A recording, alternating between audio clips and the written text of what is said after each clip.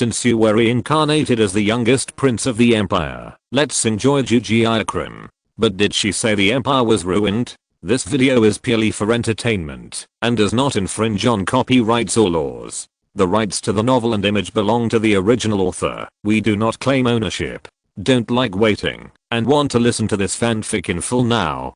Subscribe to our Patreon, where you'll find the best fanfics. Chapter 102, Juno vs. Lichtenauer. Juno vs Lichtenauer. Teacher. Was the count the teacher? How did this happen? Junho, are you also reincarnated? What's going on? If you're Junho, are you saying that Master also knows about Juno's past life? Eliza, do you know Junho too? You bastard. I guess you've already told everyone that he's a woman. Juno was taken aback by the fact that the reincarnation of his respected teacher was Count Lichtenauer, but he soon came to his senses, was glad to hear this, and lifted Lichtenauer up from the floor and sat him down in a chair. Haha. Actually, what happened? Juno explained to Count Lichtenauer that he was reincarnated after making a wish to God, and that the souls of the 5 people who died in the earthquake that day were reincarnated together. Now, wait a minute. That beautiful woman who came to the gym every day and got PT from you dated you? So did she find him? Juno pursed her lips in response to the respected teacher's question. She couldn't bear to say that the reincarnated woman was her own mother and her empress, Yuri, and that she was now in love with her mother. But why are you suddenly silent? Could that woman be you, Eliza? No, Master. That Eliza also became mute, her face turning red, and Lichtenauer pounded her chest in frustration. No, why aren't you two saying anything? Judging by their reactions, it looks like they found what they were looking for when Lichtenauer looked at Juno and Eliza with keen eyes. Juno and Eliza avoided his gaze, and at the same time, the door to the drawing room opened. You know, Eliza are both here. I gave in last night, so it's my turn to have sex with Juno first tonight. Sigh. Tuesday. Empress Mama. Because Lichtenauer's body was hidden by a large chair in the living room, Yuria did not notice him there and only saw Juno and Eliza in front of her and spoke as usual. Commander of the Knights of the Guard. Oh. No. What about here? Well, isn't that important? If my ears aren't wrong, what I just heard is, Junho, what on earth happened? This. I'll have to explain it so that I can understand it. Lichtenauer glared at Juno with angry eyes and pulled out his sword, and the sword energy filled with deep murder began to shine brightly. Master. Wait a minute. Eliza, unable to look at Yuria and Juno, who were extremely embarrassed, stood up and began to explain the situation to Lichtenauer. Of course, the content was quite dramatized, but Lichtenauer's eyes, which at first had been trying to cut down the lord who had sworn allegiance, began to calm down. So what you're saying is that Junho went to save the world tree, and while there, he was influenced by the sexual energy emitted by a dragon, and lusted after women for 24 hours a day, and the Empress Mama, who was worse than her, fell in love with Junho? And the Empress Mama said that, since you regained your memories of your past life, you didn't have any major feelings of rejection. Yes, that's right, Master. If I had told you that I wouldn't mind that Catherine and I would share her husband. What? Catherine? That means she became Junho's wife. That's complicated to say again. Yes. Well, it's true anyway. Lichtenauer felt his head throbbing and the back of his neck clenching. Wasn't the Master who had just sworn loyalty to him a disciple he had cherished in his past life? Moreover, the wife of the former emperor who had sworn loyalty to him was the reincarnation of the woman the disciple loved, and now this reality is that he is continuing his taboo love with his son. This was unbelievable. Woo. Okay. In life, things like this happen. If there's something that could be more shocking than what I was already shocked by, please tell me in advance. You know, Eliza and Yuria cite Lichtenauer, who cautiously tells them that Isabella, Mary, and Cordelia are Juno's women, and even the dragon that Juno defeated, Kiramu, the former queen of the elves, and former Princess Miruku are also Juno's. It told me that I had become a woman.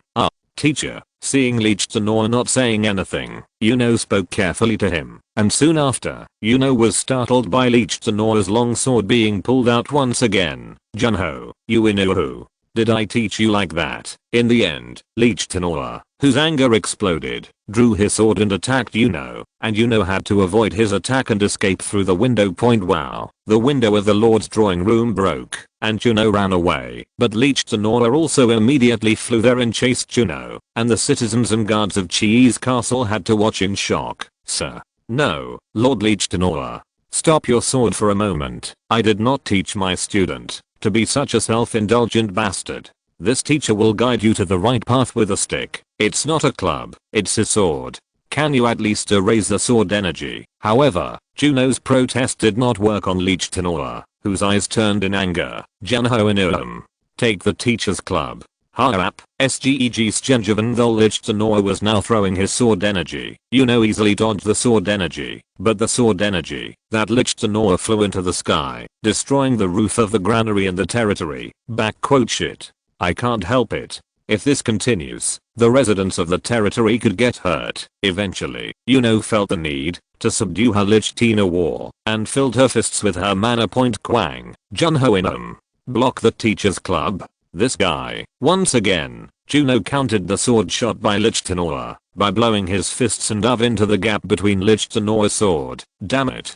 Come to your senses. Yuno poured out a fistful of energy, but even as his reason was lost, Leech Tenor pulled out a dagger from his waist and lightly struck away his fist point. Chak chin chin chin. Given as flesh and iron collided, a metallic sound was heard, and sparks flew out, and Yuno gritted his teeth and dug deeper. I'm sorry, Master. POW. In the end, when Yuno's fist succeeded in digging into Lich Tenor's abdomen, the light of reason returned to Lich Tenor's eyes along with the strong sound of the blow. Whoops. It hurts so bad.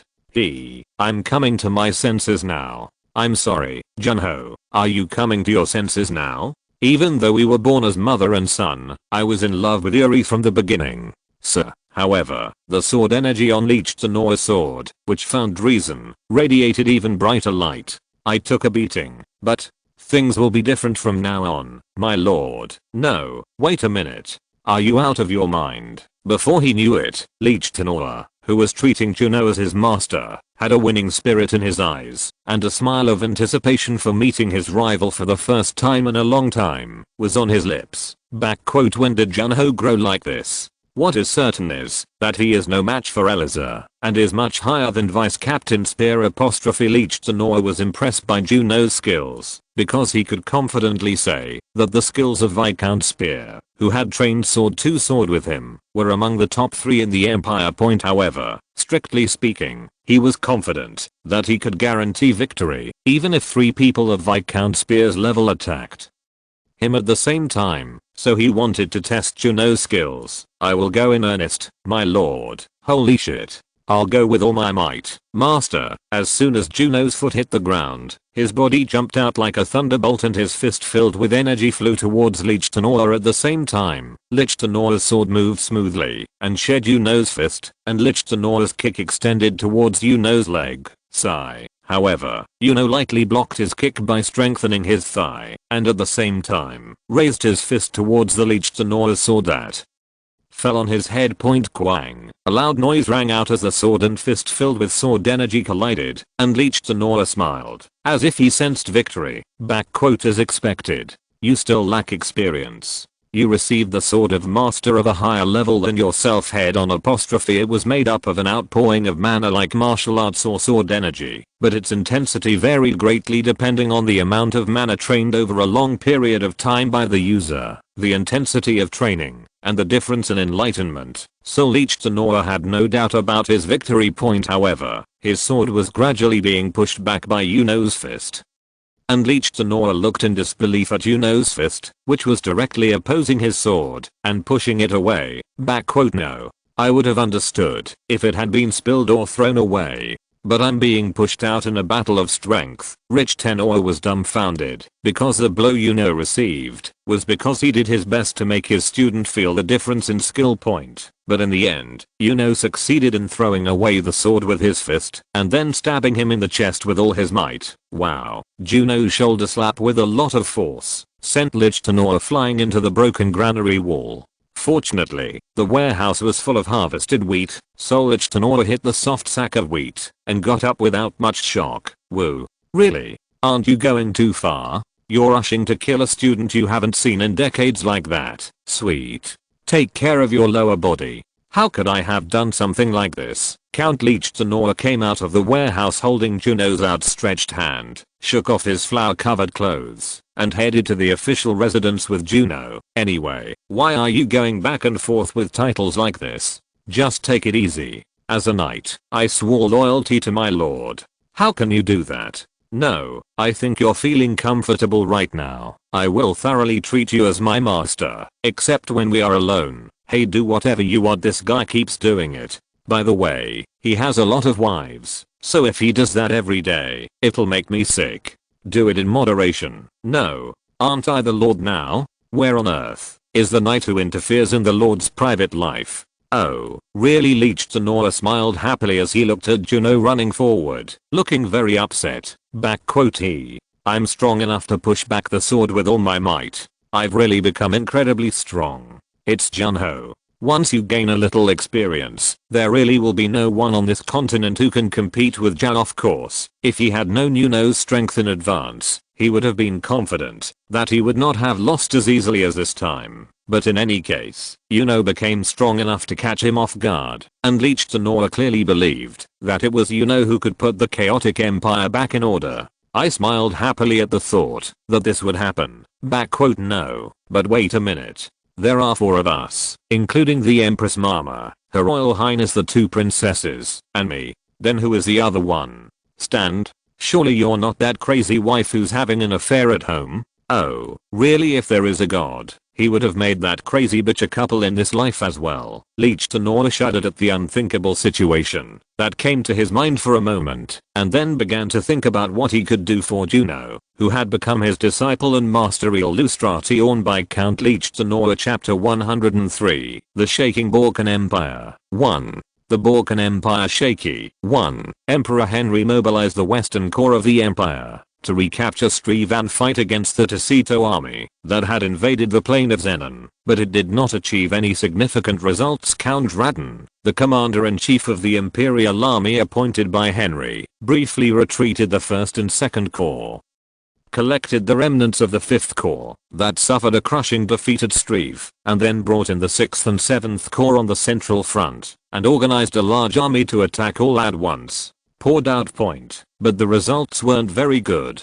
This was largely due to the fact that they were unable to defeat Duke Therun, the commander-in-chief of Tacito, even though his masters, Viscount Amin and Count Cashew, attacked together in the beginning point originally. Count Cash was the 2nd strongest master in the empire after Lichtenauer, but since the chronic illness that was the cause of this recuperation was not completely cured, Mana was not free to assist, and even in a joint attack with Viscount Amin, he was pushed out by Duke Therun. It brought about results, even though it was a 2-to-1 fight. The soldiers cowered when their country's master was pushed back, which ultimately resulted in the imperial army being defeated in the first battle point. Of course, Tacito's army used its special cavalry to chase and push the Balkan Empire army, but since the imperial army was an imperial army, they strictly maintained discipline, and the retreating imperial army suffered quite a lot of damage and had to give up the chase. In the end, the imperial army retreated slightly and formed a camp. The front line became fixed, and as it became difficult to harvest wheat in the Zenon plain during the harvest season, a red signal was sent to the food supply of the Balkan Empire point. Although the territory occupied was not large, the Duke of Therun,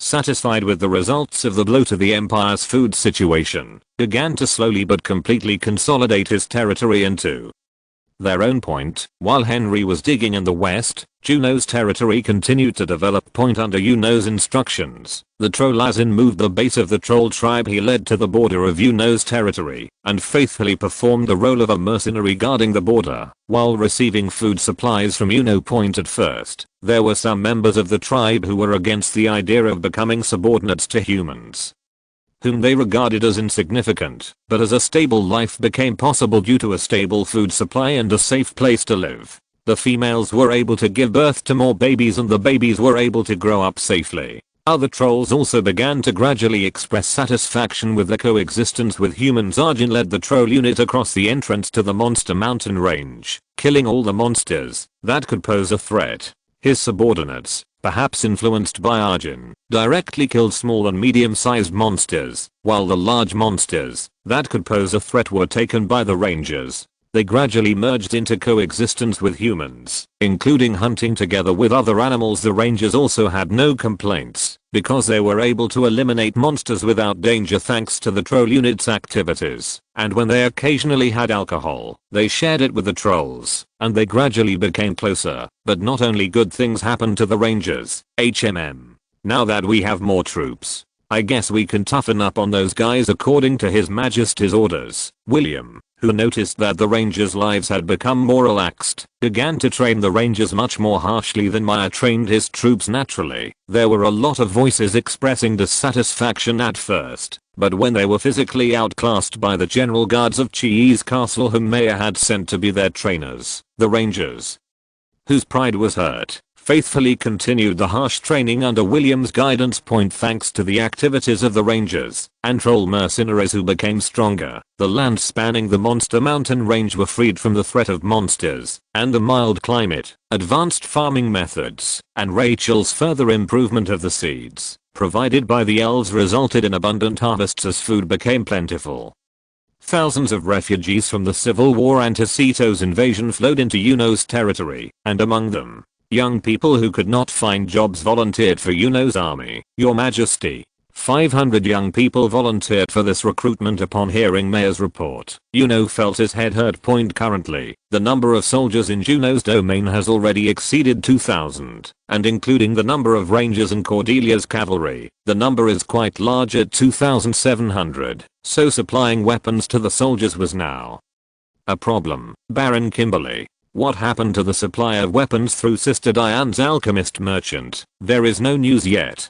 It seems that the neighboring fiefdom, the county of Greem, has declared its support for Heinrich, and has blocked the supply of weapons coming this way. Huayumea took a reasonable physical strength test, recruited about 300 people, and sent the rest away. Our territory is all good, but there are no mines. But then the remaining 200 people will starve without jobs. It will be even more troublesome if we leave them alone and start a riot or turn into criminals. As Baron Kimberly asked cautiously, Juno held his head, but that doesn't mean we can't increase the number of soldiers without any weapons, right? What kind of budget do we need to come up with? How are we supposed to train those 300 people when we don't even have weapons to give them right now? You know that those 300 people also need to be given spare weapons, right? Yuno thought that the three of them would not be able to come up with an answer if they put their heads together, so they called Rachel, Diane, and Hiria and started discussing point. Although Rachel didn't know, she had to call Diane and Lee to discuss it, and then spend quality time with them, so Yuno was reluctant to call her older sister Anne.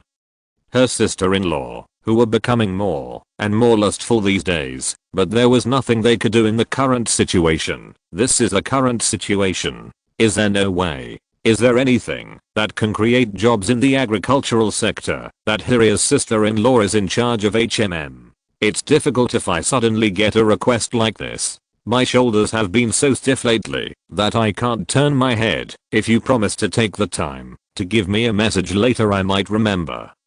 When Hiria asked for a massage with a seductive expression, Yuno smiled bitterly and agreed to her request. Ho. First, I think we can accommodate about 50 people. We are maintaining irrigation facilities to bring in some water from the fairy lake, but since we are short on manpower, let's put them in there. Thank you, sister-in-law. What can we do with this much between us? Can't you forget to give me a massage after the meeting? I understand.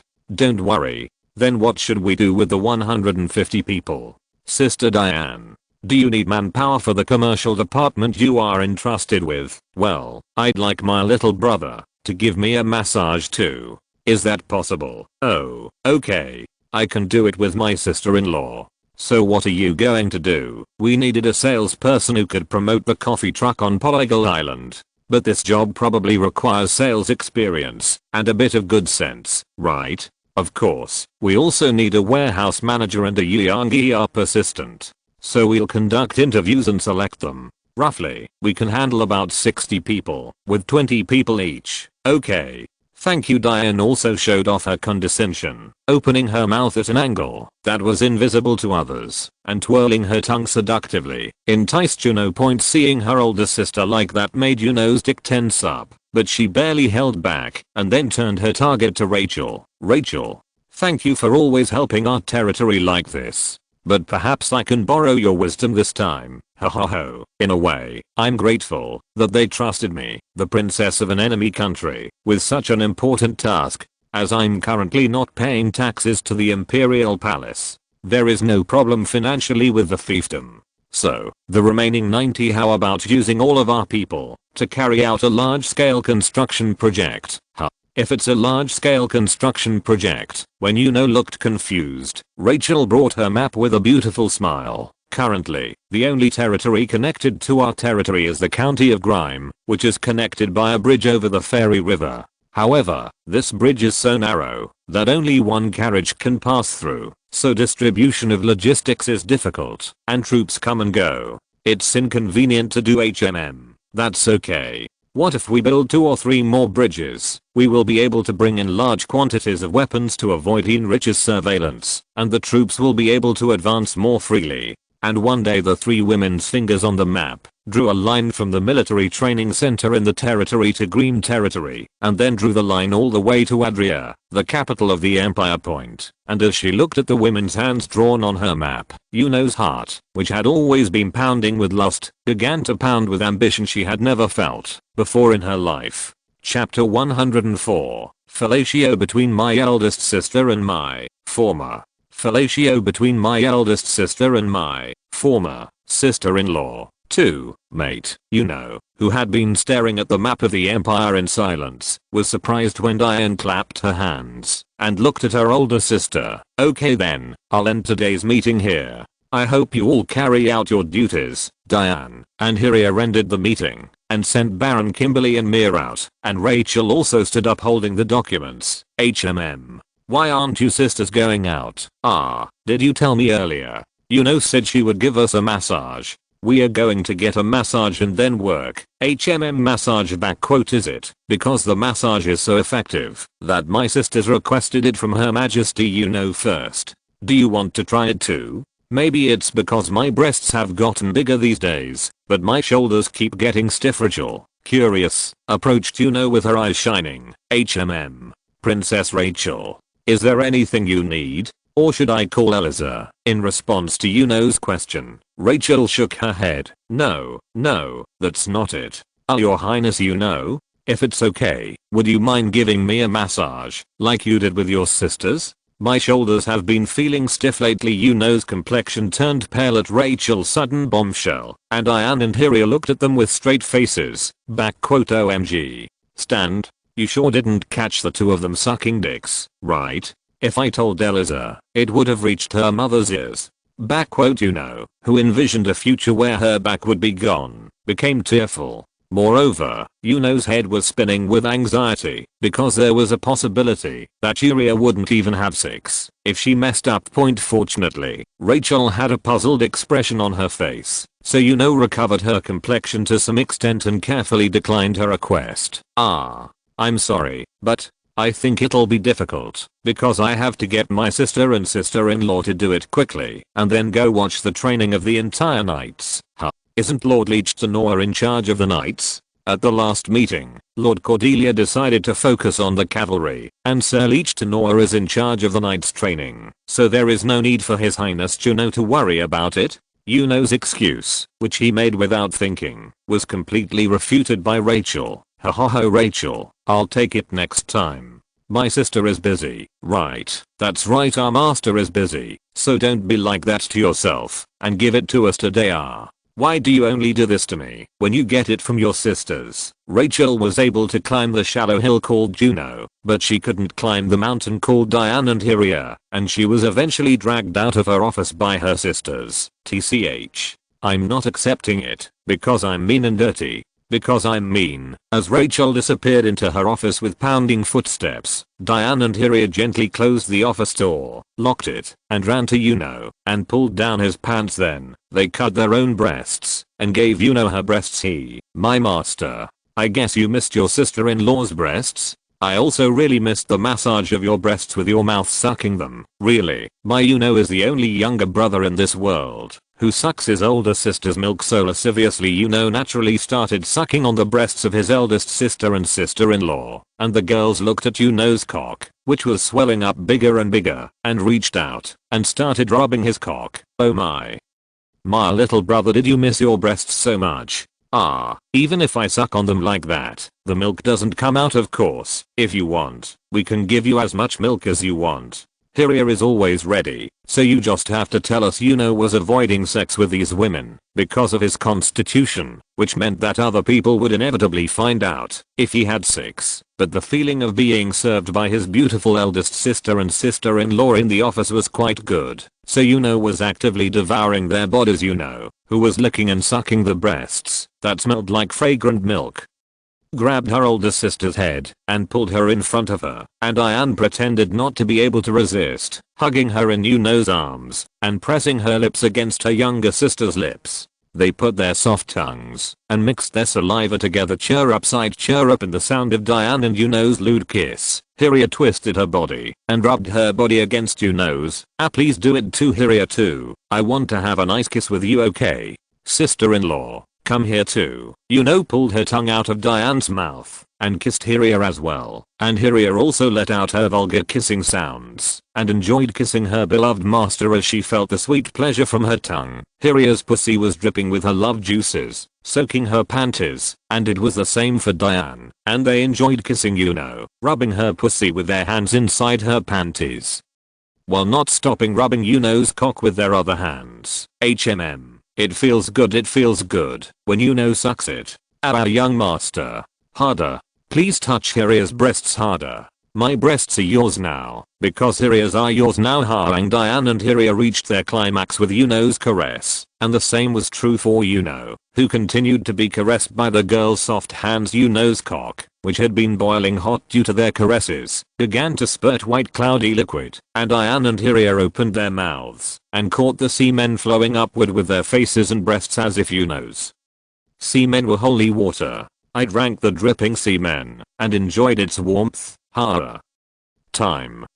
You for themselves. Master. Hiria will suck your dick in a good way, so next time you have to come in this sister-in-law's mouth. When Hiria, who was exuding a noble aura, began to say vulgar words, Yuno's cock responded by fluttering, and the corners of Diane's eyes trembled slightly at Yuno's reaction. Sister. Are you trying to seduce Yuno with such obscene words? What is so shameful about this? Then Diane, did you do it too? HMPH. Who would have thought that couldn't be done? Yuno, my older sister's mouth will make you feel much better than Hiria-san. From now on, all Yuno can do is use your older sister's mouth like a toilet. Everything that comes out of our Yuno's cock will come out of Yuno's mouth.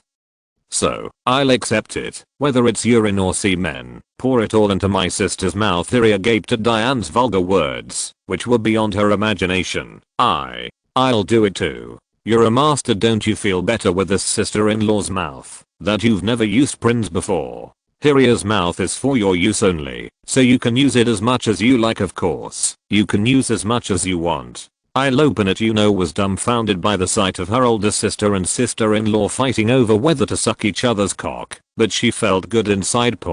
As if to prove it, Yuno's cock became much bigger and erect than before, and he grabbed Diane and Hiria's heads and pulled them to his cock. Diane. Hiria. From now on, you two will take turns sucking my cock in my office. Do you understand? No matter who comes or not, one of you has to be under my desk. And when I come, not a single drop of cum will spill. Then, I will give you a reward at some point, so you understand. Diane and Hiria's pussies were shaking, and love juice was flowing down as they saw Yuno giving orders, while thrusting his fully erect dick in. AHH. That's cool. That's my younger brother. My man. The male who will dominate me. That's the man. The man I wanted. The look of the male that turns me into a female. A true male who can't be compared to anything like Prince Tian and Hyria were guided by female instincts and kissed Yuno's glands, acknowledging that Yuno was the male who would dominate them. They sucked his cock together as Yuno wanted, and when Diane sucked his cock, Hyria went back and licked Yuno's anus, and after Yuno ejaculated, the two took turns receiving Yuno's semen, acting as Yuno's female.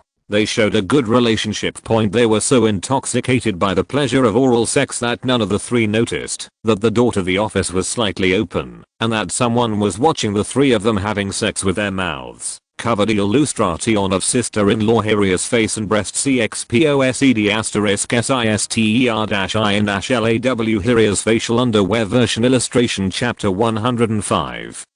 Rachel's troubles. 1. Rachel's concerns. Area code 130 minutes from now. Rachel, who was back in her office tending to her business, gave orders to her Baroness Kimberly to go to her training camp and take 90 men with her to Fairy River. Rachel, are you starting so quickly? The site hasn't even been set up yet. Wouldn't it be right to start after selecting the site first? When Rachel caught sight of Baron Kimberly's trick, she shattered his logic with her wide smile. If you go to the river with the builders in the territory and ask the fishermen, you will be able to figure it out quickly. The fishermen will be familiar with the geography of the river basin, and the builders will quickly select an appropriate location among them. Yay, I understand, I'll come back quickly. Ugh, it's my son. They don't hire the civil servants who ask for them. I just roll around every day. At Rachel's words, Baroness Kimberly trudged out like a cow being led to the slaughterhouse. When his grumbling reached her ears, Rachel burst into laughter. Baron Kimberly,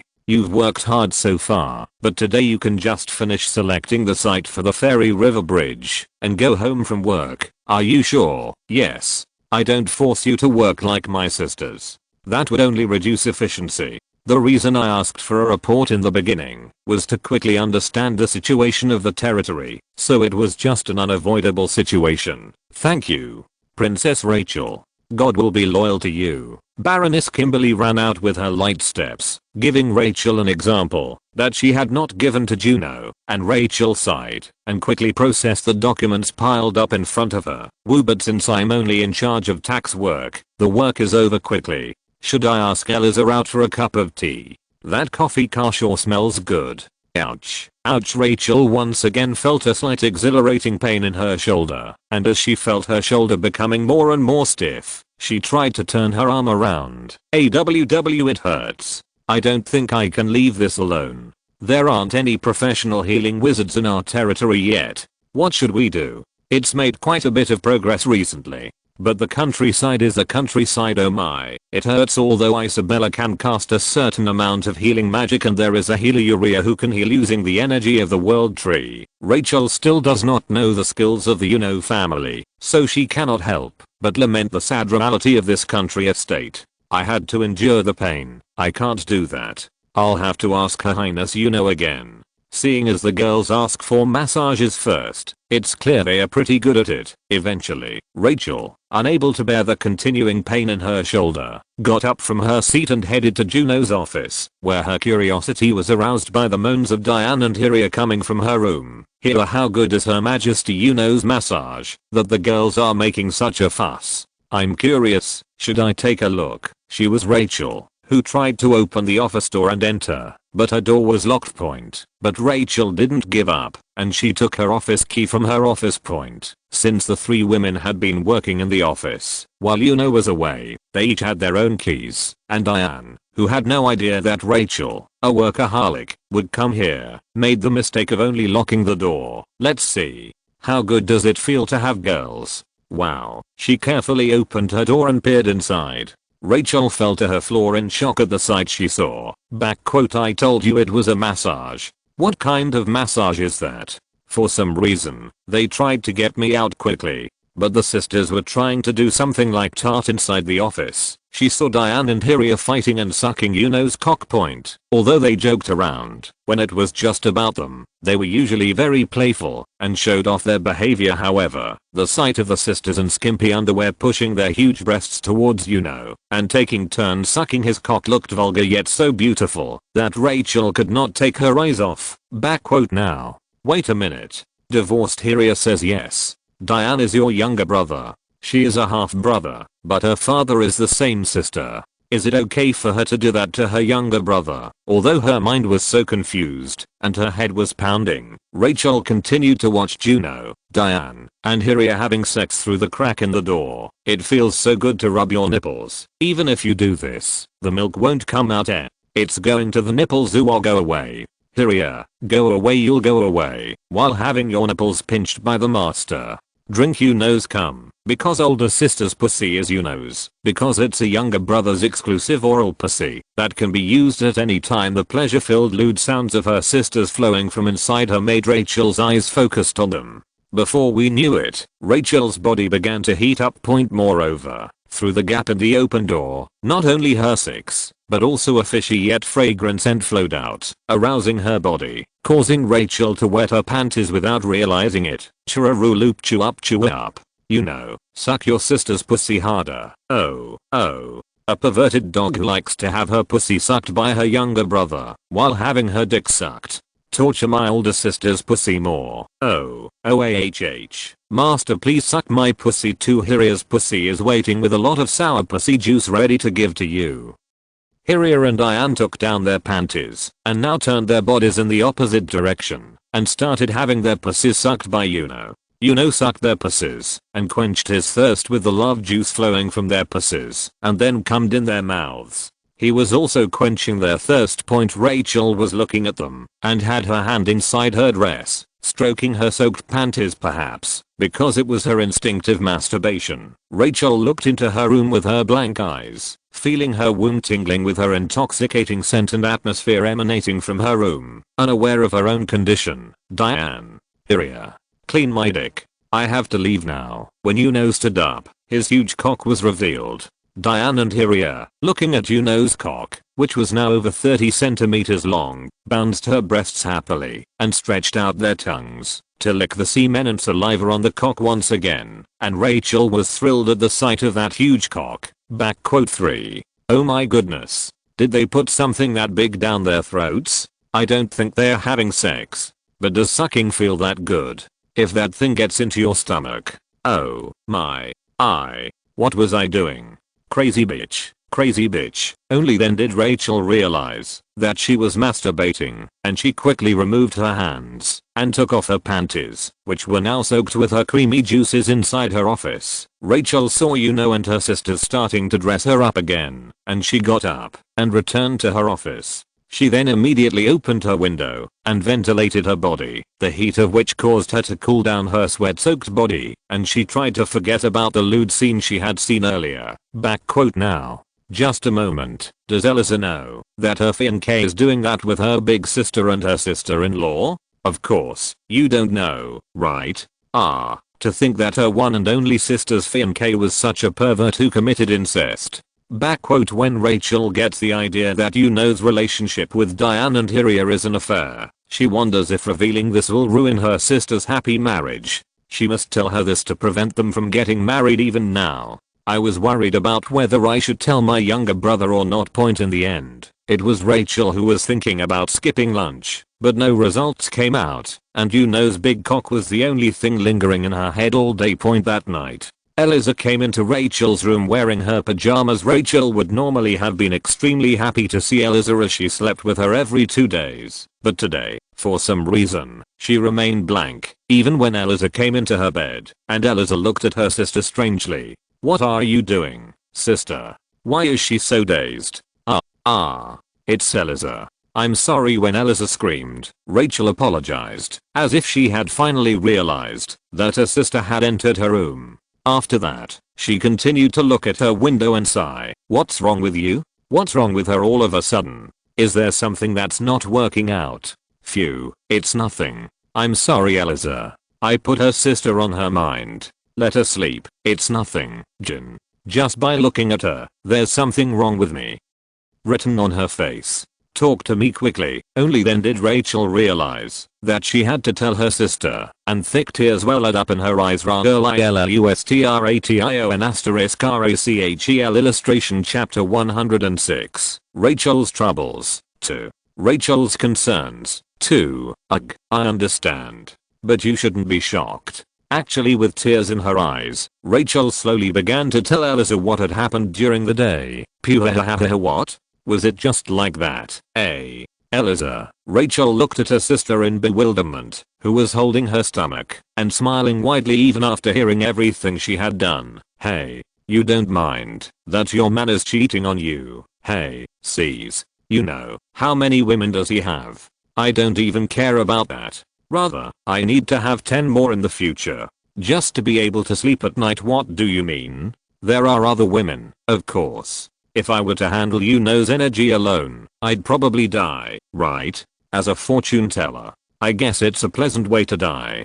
Giggling. I wonder how much energy you have. Well, if you look at the spray on the sisters' bodies earlier, it looks like a lot. And who is Yuno's woman again? Did you admit it to Catherine, Cordelia, Miri, Kiramu, and Miruku? So there are roughly 9 of us, including me. Even Yuri and Isabella Mary were Yuno's women. Eliza, who was a bit skeptical about what she said, explained to Rachel without leaving out a few facts. What? 9 people? Yes. Still, it's hard to keep up with Yuno's energy. Well, I can't do it, if you don't mind, but Diane is your real sister, right? That's incest. Giggle. It's okay, sister. That kind of thing has nothing to do with us. Rachel felt a twinge of uneasiness upon seeing her younger sister's bewitching smile. Are you saying it's okay? Incest is not a big deal. Giggle, sister. Don't go anywhere tomorrow morning. Just hide in my room's closet. I'll show you something good. It'll be good for her sister too. She can't leave her sister like that forever. And since her sister is probably a virgin anyway, she'll like Yuno too, right? Liza was planning to tell Yuria, Isabella, and Mary about this tomorrow, and after showing her sister the truth, she would turn Diane, Yuria, and even Rachel into Juno's women. Of course, your back will be smashed in return for increasing the number of women without telling us first. It's Yuno. Giggling. By the way, doesn't your sister remarry? She has no intention of reuniting with Heinrich, does she? What are you talking about, remarriage? I just want to help you and live as a single person. At first, I thought about going back to Lyon, but I don't want to be stressed out by fighting with my father like that again. So, isn't there a guy you're interested in? A guy you're definitely attracted to? In response to Eliza's question about herself, the image of Yuno's large dick and his muscular body that she had seen during the day flashed through Rachel's mind. Then, the pleasant fishy and cummy smell that made her body hot and the sounds of her sisters soaking in pleasure while serving Yuno's cock began to come to mind, and Rachel's pussy naturally became wet. Entered. Isn't there something like that? I'm going to live alone for the rest of my life. Rachel screamed in panic as her body became strangely hot. And as she looked at her older sister, Eliza smiled bitterly. You remembered why is my sister so wet here? Who on earth did she remind me of? You said I reminded you of someone. It's nothing, really. It seems to me that you wet your panties like this when you were thinking of someone. Rachel grabbed her sister's hand in embarrassment as Eliza slipped her hand inside her panties and touched her pussy. What are you doing? However, her master, Eliza's hand, could not move due to Rachel's strength, and Eliza continued to gently touch her clitoris and pussy flesh, making Rachel more excited. Really, it seems to me that my sister needs to find a partner too. Isn't the pussy feeling this lonely? Of course, the target must be a real man who can fully satisfy her sister. I can admit that at Eliza's words, Yuno suddenly appeared in Rachel's head. You? Really? No. He sees. How good does our Yuno's dick feel? It feels like that big thing is digging into the inside of the vagina, scratching the insides of the vagina, and hitting the uterus. It's so big. Plus, the uterus is filled with cum and my stomach is swollen. Yuno says I'm going to faint if you keep giving it to me. So having a gentleman like you and me. Ouch. Okay. Eliza's words angered Rachel and her excitement subsided. And as if her dignity as a princess had been sold, she put her honey chestnuts on the head of her sister, who spoke in a very vulgar tone. Ouch. Why are you hitting me? Buck. Screw your mouth. Are you giving up your dignity as a princess just because you became a master? No, let's say you gave up your status as the princess of Lyon. Still, you are the princess of Balkan and my younger sister? And what? Are you serving a Westerner like me? Are you kidding me? Eliza pouted as Rachel pulled her mouth away from her pinching. TCH, I'm just going to live like this. After all, I'm the crown princess, and the Balkans are on the verge of collapse, so why not just live with me and my sister and have a good time every day? HMPH. Is that really so? You're only sparring with Catherine and Leech Tanoa inside the fortress, so you don't know how the territory works. Suddenly, the excitement disappeared from Rachel's face, and only the cool-headed face of a trickster appeared. I'm going to make this territory even bigger. And to do that, I'm preparing a bridgehead to advance into undersupply capacity to match the growing military power. Hiria is also helping me well. Of course, it was due to Diane's persuasion at first, but the moment I first saw him in the Imperial Palace, I realized that he was not the kind of person who would be satisfied in this country estate. Rachel was suddenly excited differently, and Eliza, embarrassed by the appearance of her unfamiliar sister, put her index fingers together and looked up at her.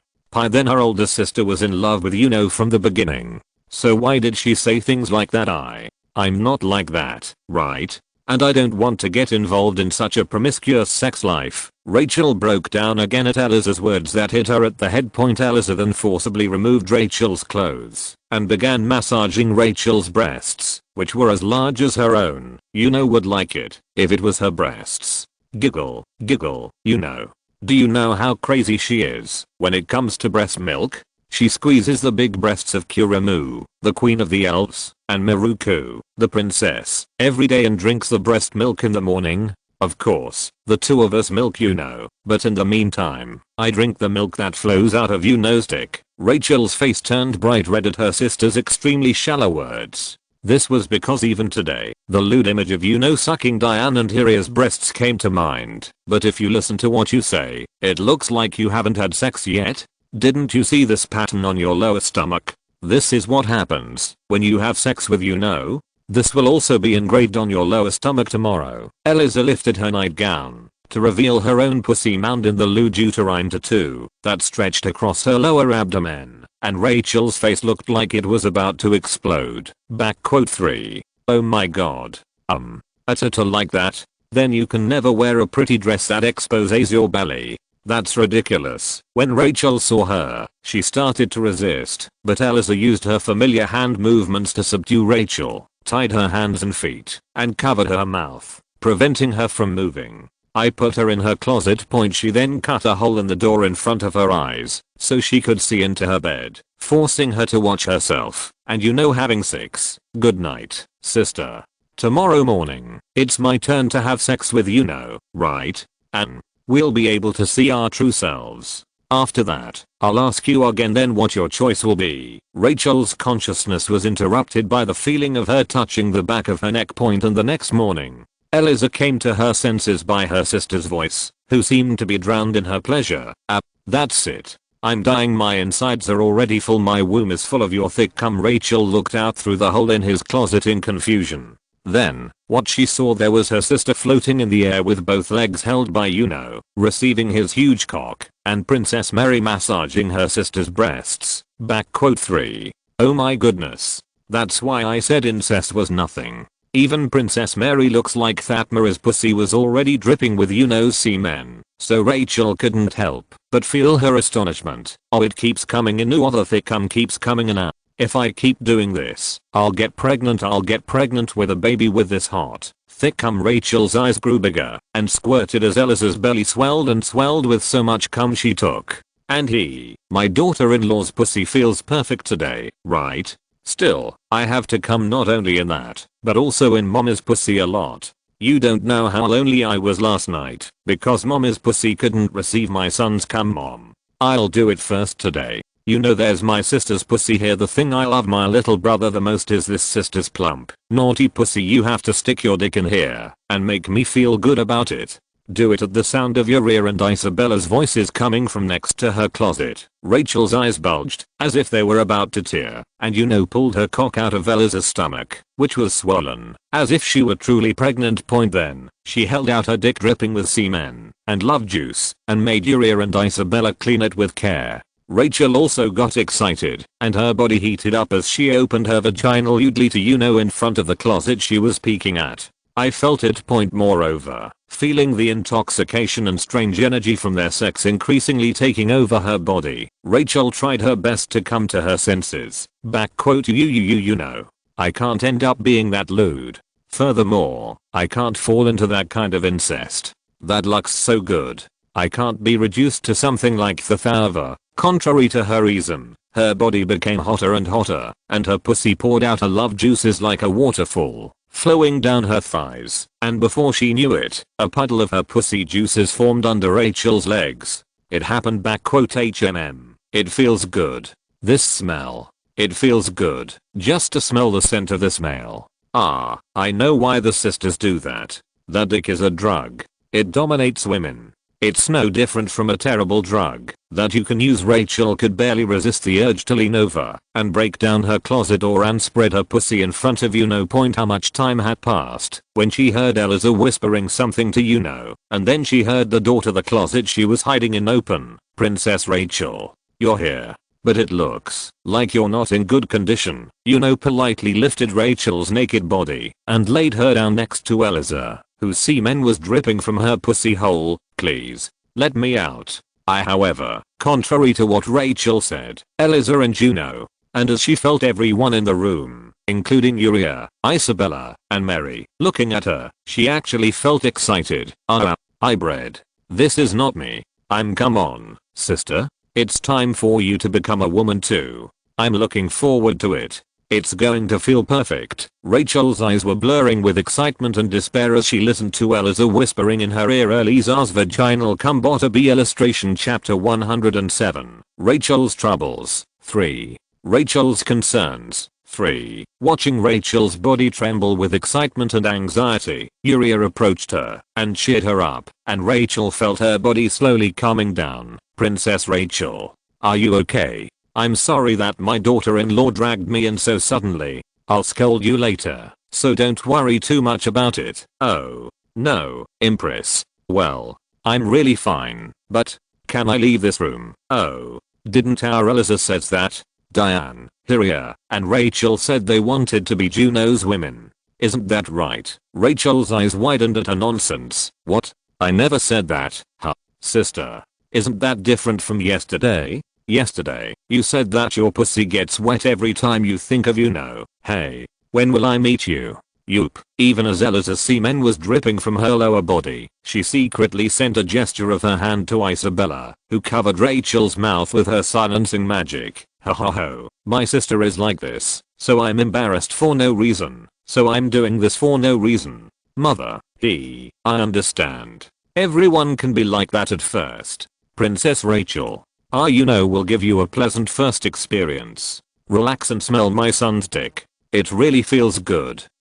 Brit ugh. I have to refuse. I can't open my mouth. In the end, Rachel was dragged to who was sitting in front of her, after putting her down on her bed point, and as Rachel draped Juno's huge cock over her face, she began to become more and more entranced by the scent emanating from his cock. AHH. This is the smell that made me feel good in the closet. The smell that my sisters smelled and sucked their dicks while making lewd moans. Rachel's face completely melted and her tongue slipped out of her mouth. It shouldn't be like this. It shouldn't be like this. Bragging about her brother's engagement. However, regardless of Rachel's will, her tongue gradually moved towards the dick. No. If I lick that dick, I'll go crazy. Like my sisters. And like the women here, I'll become a lustful prostitute who is crazy about sex. It was Rachel's will that seemed to know the future, but her tongue touched the base of Juno's cock, as if her fate had already been decided. As her tongue touched the base of her cock and Rachel's nose reached the spot between her balls and the shaft of her cock, where the strongest scent was coming from, Rachel felt her body become incredibly hot, and she couldn't help but feel this.